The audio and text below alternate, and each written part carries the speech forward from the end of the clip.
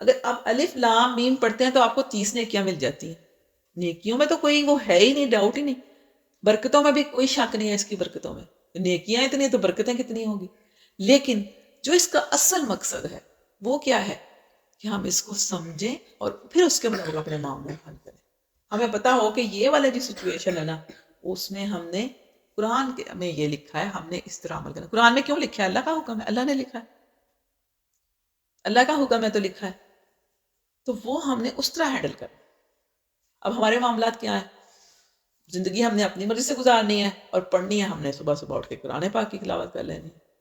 کتنا الٹ ہے نا وہی والی بات کہ مرضی اپنی ہم نے کرنی ہے. ہمیں پتا ہے نہیں کتاب میں لکھا کیا ہے، ہم بیٹھ کے پڑھنا شروع کر رہے ہیں اور آپ کو بتایا جا رہا ہے روزانہ کا روزانہ آپ کو کہا جا رہا ہے کہ پڑھیں اٹھ کے. تو کیوں پڑھیں کہ آپ روزانہ اللہ تعالیٰ کا کوئی ایک حکم سنیں گے، کوئی 2 حکم لکھے ہوں گے، 3 حکم لکھے ہوں گے، کوئی رکوع پڑھیں گے آپ، ہے نا. تو کیا ہوگا؟ آپ کو چیزیں تازہ ہو جائیں گی، ریوائز ہو جائیں گی کہ اچھا، کیونکہ آپ بھول جاتے ہیں نا. ہم کوئی چیز پڑھتے ہیں تو بھول جاتے ہیں نا، تو ٹیچر ہمیں بار بار یاد کرواتی ہے نا. جیسے آپ اسکول میں پڑھتے ہیں تو آپ کو ٹیچر ایک دن ایک سبق دیتی ہیں، لیسن دیتی ہیں، پھر وہ آپ کیا کرتے ہیں اس کو یاد کرتے ہیں. پھر ایک دفعہ یاد کرنے سے یاد ہوتا ہے؟ نہیں یاد ہوتا. پھر ٹیچر دوبارہ دیتی ہیں، پھر ٹیسٹ لیتی ہیں اس کا، تو بار بار بار آپ یاد کرتے ہیں، تب کہیں جا کے سال کے بعد آپ پیپر دیتے ہیں. پھر بھی 100% تو آتا ہی نہیں ہے نا. بہت محنت کرنے کے بعد بھی 100% نہیں آتے، کام بھی رہ جاتے ہیں. تو ہم قرآن بھی تو یہی چاہتا ہے نا ہم سے کہ ہم روز کا روز پڑھیں اس کو، روز کا روز اس کو دیکھیں، روز کا روز ہمیں پتہ چلے کہ اچھا اللہ کا یہ حکم ہے، اللہ کا یہ حکم ہے. آپ کو نا حفظ کیا ہوتا ہے نا، جو حافظ ہوتے ہیں انہوں نے کتنی مشکل سے حفظ کیا ہوتا ہے، زبان یاد کرنا کتنا مشکل ہے، لیکن وہ ڈیلی اس کو پڑھتے ہیں. اگر وہ اس کو ایک دن بھی پڑھنا چھوڑ دے تو ان کو بھولنے لگ جاتا ہے. تو پھر کیا ہمیں جو اس میں سمجھنے کے لیے روز پڑھنا ضروری نہیں ہے؟ روز پڑھنا ضروری ہے تاکہ ہمیں سمجھ میں آئے اللہ کا یہ حکم ہے، اللہ کا یہ حکم ہے، پھر اس کا مطابق ہم عمل بھی کریں. یہ اصل میں یہ اللہ تعالیٰ ہم سے چاہتا ہے. پھر تو ہمارے سارے مسئلے مسائل حل ہوں گے. اچھا پھر اس طرح ایک اور بھی مثال ہم لے لیتے ہیں. ایک اور مثال سے بڑی سمجھ میں آئے گی کہ آپ کے پاس ایک خط آتا ہے. خط کتنی اہم چیز ہوتی ہے نا. اور فوراً سمجھنا چاہتے ہیں اس کو کہ جلدی سے اس کو ہم سمجھ لیں، ہے نا. ایسا ہی ہے. اب وہ خط جو ہے نا کسی اور زبان میں، آپ کی زبان میں ہے ہی نہیں. اب آپ کیا کریں گے اس کو مجھے بتائیں، کون بتائے گا مجھے؟ ٹھیک ہے، بالکل. ہم فٹافٹ کسی ایسے بندے کو ڈھونڈیں گے کہ جو ہمیں فٹافٹ سے سمجھا دے کہ اس میں لکھا کیا ہے میرے لیے، کیونکہ خط کسی کا پیغام ہوتا ہے نا آپ کے لیے. اب تو میسج آ جاتے ہیں نا، تو ہمیں وہ قدر نہیں ہے خطوں کی. پہلے خط آیا کرتے تھے.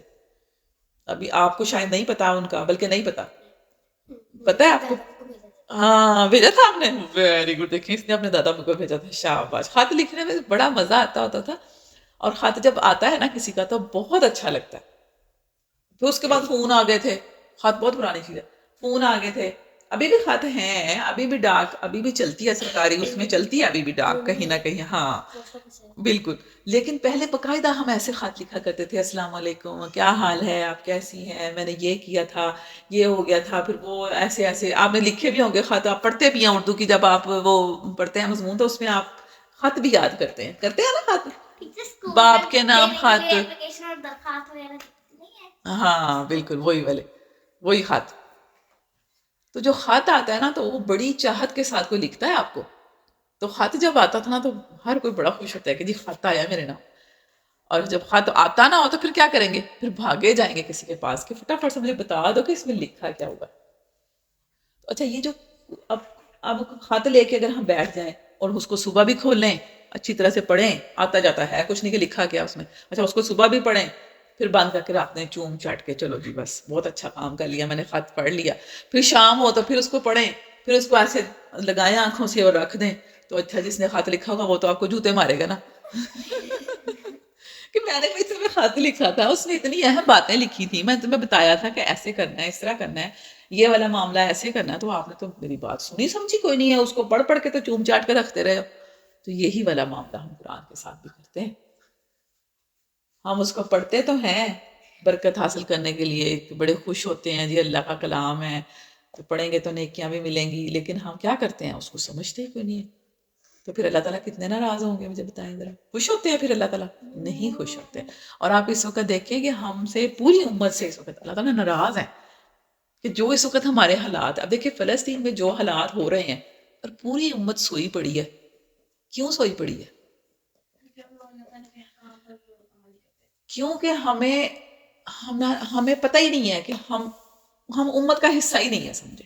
اگر ہم امت کا حصہ ہوتے نا تو ہمیں ان کا درد ہوتا، پھر ہم ایک جسم کی مانند ہوتے نا، ایک جسم کی مانند. کیونکہ اللہ تعالیٰ نے ان کے نبی نے فرمایا صلی اللہ علیہ وسلم کہ جو امت جو ایک مسلمان امت ہے نا، مسلمان جو ہے آپس میں وہ کس طرح ہے؟ ایک جسد واحد کی طرح ہے، ایک جسم کی طرح.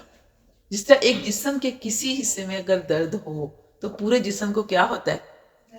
احساس ہوتا ہے، اس کا بے چینی اور تکلیف ہوتی ہے. اب ہم اگر امت کا حصہ ہوتے تو اس وقت ہم ان کو بے یار و مددگار چھوڑتے؟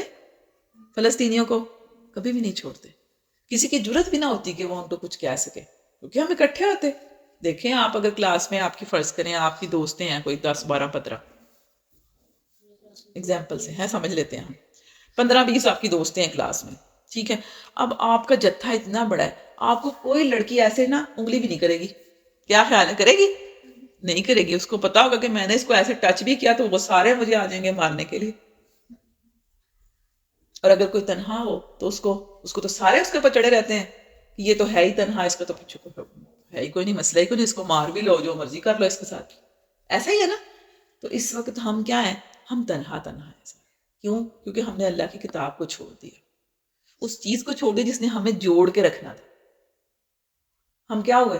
ہم بکھر گئے، ہم اپنے مفادات کے پیچھے پڑ گئے، اپنی چیزیں ہماری، اپنے خود غرضی، نفسا نفسی، بس جس کو مل رہا ہے وہ ٹھیک ہے، جس کے ساتھ کوئی پرابلم آئی ہے اس کی سردردی ہے، میری سردردی نہیں ہے. ہمارا یہ معاملہ ہوگا، ہم خود غرض ہو گئے.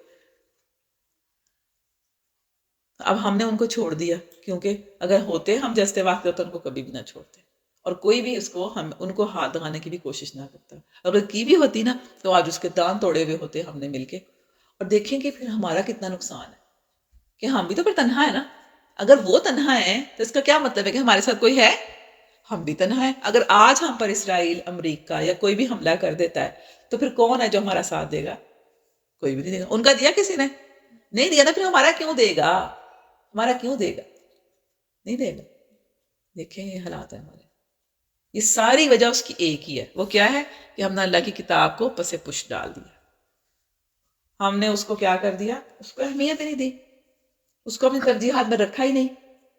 ہماری ترجیحات میں کیا ہے؟ ہماری ترجیحات میں دنیا ہے، دنیا کی تعلیم ہے، اور بس اس کے نمبر ہیں، اس میں آگے بڑھنے کی کوشش ہے. اس کے علاوہ اگر ہمیں کوئی ایسا کام دے جاتا ہے جو دین سے ریلیٹڈ ہے تو وہ ہمارے لیے، جس کا نمبروں سے کوئی تعلق نہیں ہے نا، جس کا نمبروں سے، گریڈ سے، سٹیٹس سے کوئی تعلق نہیں ہے، جس سے ہمارے سٹیٹس میں فرق نہیں پڑتا، تو وہ ہمارے لیے کیا ہے؟ اس کی کوئی اہمیت ہی نہیں ہے. ہمارے لیے کیا اہمیت ہے؟ پیسہ. کیونکہ ہم نے اگر نمبر حاصل کریں گے تو پھر آگے بھی ہمیں چانس ملے گا نا کہ اچھی یونیورسٹیز میں جائیں، پھر اچھی جگہ میں داخلہ ملے، پھر اچھے گریڈ اور نمبر لیں تو پھر ہمیں اچھی جگہ پہ جاب بھی مل جائے گی.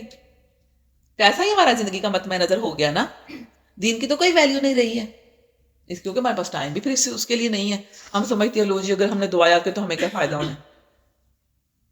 کوئی فائدہ ہے دنیا کا؟ ہمیں کوئی فائدہ ہی نہیں لگتا، نہیں لگتا نا. تو پھر ہم اس لیے اس کی اہمیت بھی نہیں دیتے. ہماری ترجیحات میں بھلے ایک پورا مہینہ گزر جائے ایک دعا دینے کے بعد یا آپ کو ایک لیکچر دینے کے بعد کہ آپ نے نوٹس بنانے ہیں، اس کو آپ سننا ہے آپ نے، تو آپ کیا کریں گے؟ آپ اس کو چونکہ آپ کی ترجیح میں نہیں ہے، پریفرنس ہی نہیں ہے، تو آپ کو کیا ہے؟ نہیں کر سکتے. آپ جس کو آپ ترجیح دیں گے وہی کر سکیں گے نا. تو پھر جس کو آپ ترجیح دیں گے تو پھر جس کی وہ چیز ہے وہ بھی آپ کی تو ویسے ترجیح دے گا نا. اگر ہم اللہ کی کتاب کو آج ترجیح اول پہ نہیں رکھ رہے تو پھر کیا ہے؟ ریٹرن میں کیا ہے؟ اللہ کی بھی ترجیح میں ہم نہیں ہیں. آپ کو پتا ہے یہ جو یہودی ہیں جو اس وقت تھوڑے سے ہیں لیکن پوری دنیا کے اوپر چھائے ہوئے ہیں، ان کی وجہ پتا کیا ہے؟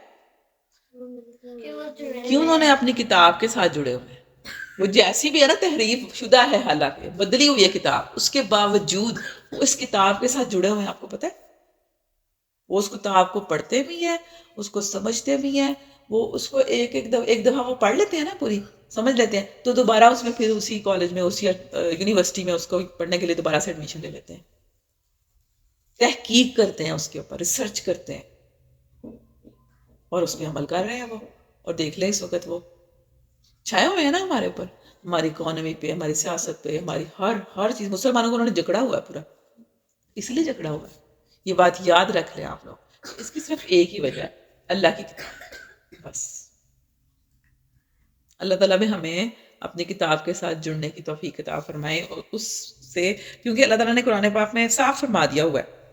میں آپ کو بتاتی ہوں کہ قرآن پاک میں سورہ مائدہ کی آیت نمبر 66 ہے، اعوذ باللہ من الشیطان الرجیم، وَلَوْ أَنَّهُمْ أَقَامُوا التَّوْرَاةَ وَالْإِنْجِيلَ وَمَا أُنزِلَ إِلَيْهِم مِّن رَّبِّهِمْ لَأَكَلُوا مِن فَوْقِهِمْ وَمِن تحت أَرْجُلِهِمْ.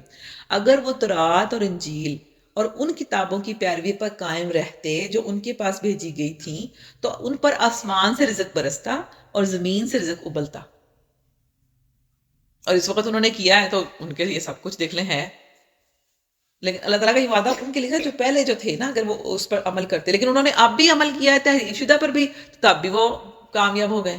اور ہمارے پاس کتاب بالکل صحیح حالت میں موجود ہے اور ہم اس پر عمل نہیں کر رہے، پڑھ ہی نہیں گئے، اس کو سمجھنے کا ٹائم ہی نہیں ہمارے پاس. یہ وجہ ہے، جو کتاب کے ساتھ ظلم کرے گا تو پھر اس کے ساتھ بھی ظلم ہوگا. ہم نے کتاب کے ساتھ ظلم کیا تو ہمارے ساتھ بھی ظلم ہو رہا ہے. اللہ تعالیٰ ہمیں ہدایت دے، اس کتاب سے ہمیں ہدایت حاصل کرنے کی توفیق عطا فرمائے اور ہم سے راضی ہو جائے. آمین یا رب العالمین.